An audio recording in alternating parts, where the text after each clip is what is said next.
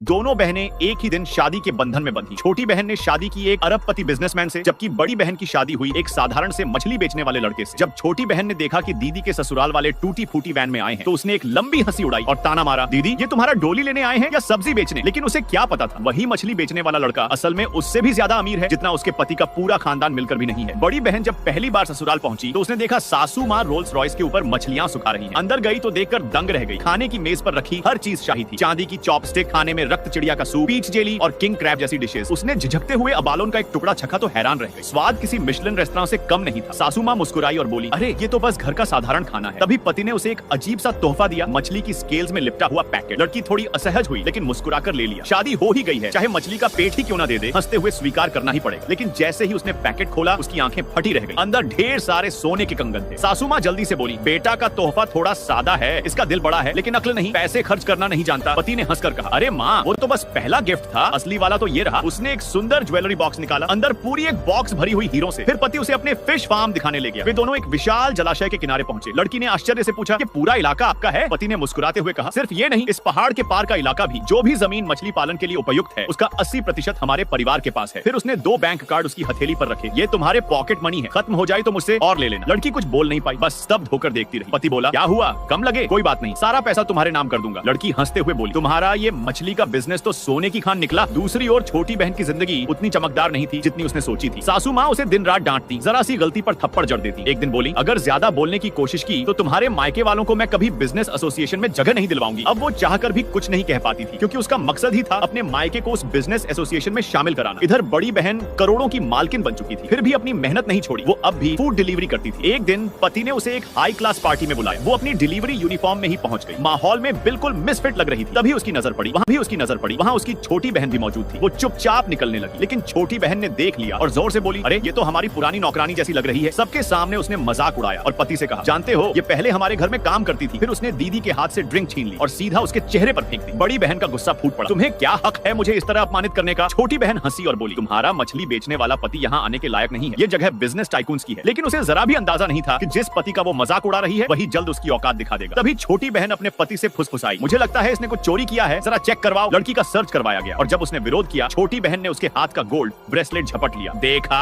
यही सबूत है, इतना महंगा ब्रेसलेट ये अफोर्ड नहीं कर सकती। उसी वक्त उसकी हीरे की नेकलेस भी गिर गई। छोटी बहन ने उठाया और दंग रह गई। ये तो एंजल 1 नेकलेस है, दुनिया में बस एक ही है, कीमत 50 करोड़। अब सबने मिलकर उसे चोर कह दिया और पुलिस बुलाने लगे। लड़की रोते हुए बोली, मैंने कुछ नहीं चुराया, मुझे छोड़ दो। छोटी बहन ठहाका लगाते हुए बोली, अब तो जेल में ही डिलीवरी करनी पड़ेगी दीदी। और यहीं से शुरू होता है उस मछली वाले की असली ताकत दिखाने का वक्त।